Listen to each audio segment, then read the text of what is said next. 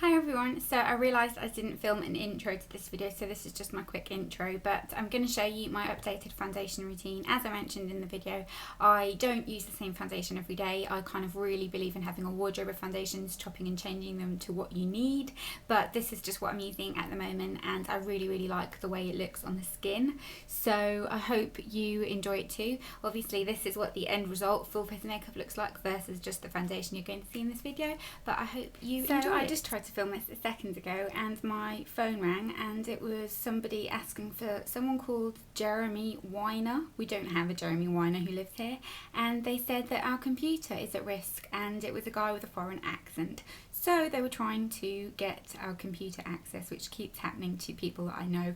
I'm not buying that, it's the most annoying thing ever. But I am going to show you how I am applying my foundation. So the first thing you want to do is make sure that your hands are clean. I just use a little bit of hand sanitizer, but my hands are generally washed when I'm putting my makeup on anyway. And I went ahead and applied some primer. The primer I used was the L'Oreal Studio Secrets Resurfacing Primer. This isn't my favourite primer, I wouldn't buy it again, but I'm just trying to use it up because I've got about 7 different primers on the go at the moment and it's getting ridiculous. So I just applied that on my face and I'm going to go ahead and get started with the foundation now.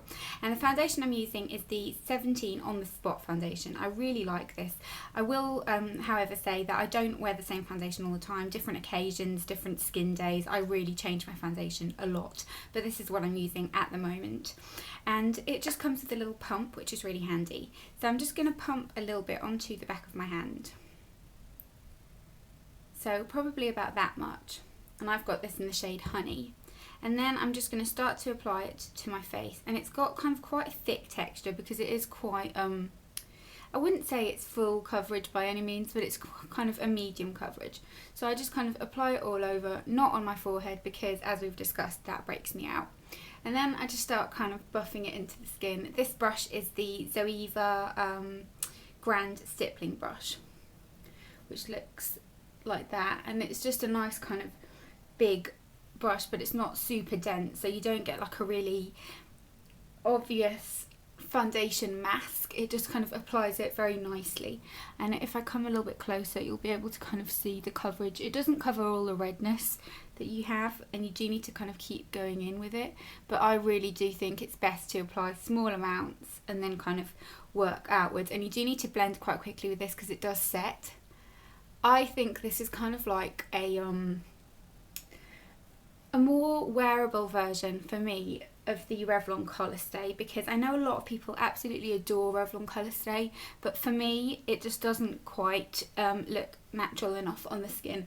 This looks very natural, it lasts really well, it keeps the oil at bay, and it just kind of makes your skin feel like it's got good coverage. I'm going to just apply a little bit more, just kind of on the outer part of my face where I have got a few blemishes going on. I then will kind of conceal, and also on my pigmentation marks, even though it doesn't cover them because sadly nothing really covers them.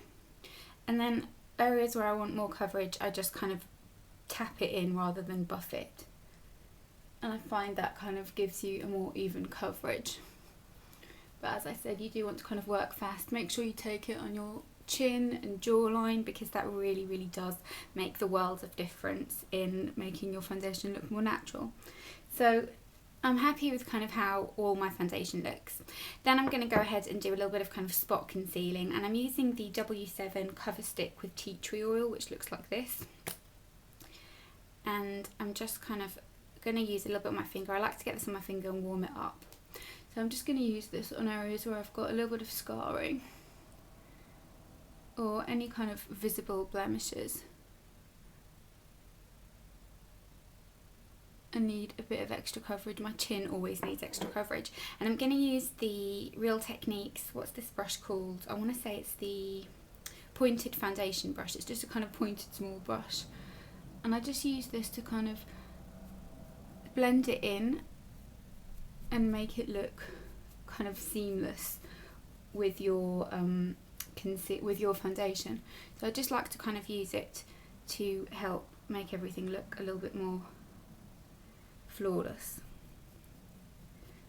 Nose is very important. My nose gets super oily.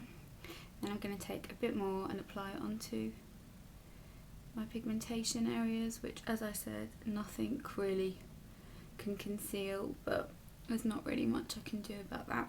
I've tried like super full coverage products, they don't really make much difference. So I've tried kind of using like a green tinted concealer, that didn't really work either. But that's it for concealing, I'm kind of happy with that. Then for my under eye concealer, I'm using two. I'm going to just use a little bit of a corrector first. This is the Laura Mercier Secret Concealer, and I've got this in shade number 3, which is very, very peachy. And I just get a small amount of this and apply it on the areas where you're the most dark. So you can kind of see here, the really dark areas get it first. And then I'm just using the Zoeva Concealer Buffer. Sorry about that, my doorbell went, it's just not my filming day. But after I've kind of applied my Laura Mercier, just to kind of get a little bit more coverage, then I like to use something that's more concealing and brightening. I'm going to use the Collection Lasting Perfection Concealer. We all love this, I think this is just amazing. And I kind of apply it in kind of like a 3, so just a little bit on the outer edge where I get the darkest, and I kind of do get dark, as I said, on the outer part of my eye. And then with the same brush, I just like to kind of blend it in and get it all looking nice and kind of concealed. And if you need more, you can just add a little bit more, but that's fine for me.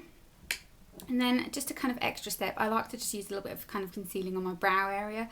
So I just use the number 7 Soothing Eye Base. I don't like this as an eye base because it creases like crazy, but I love using it here just to kind of brighten the area and smooth everything out. And then that is it. I'm just going to powder now. I always powder.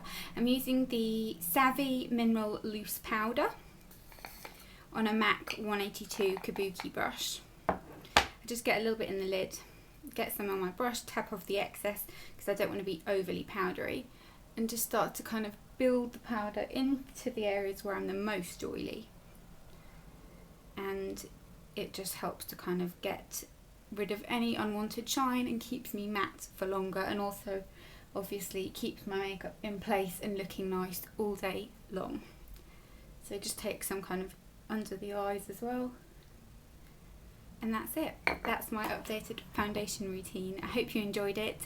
Let me know what foundation you're using at the moment, and if you've tried the 17 one and you really like it, because I think it's a really nice product. And I will see you soon.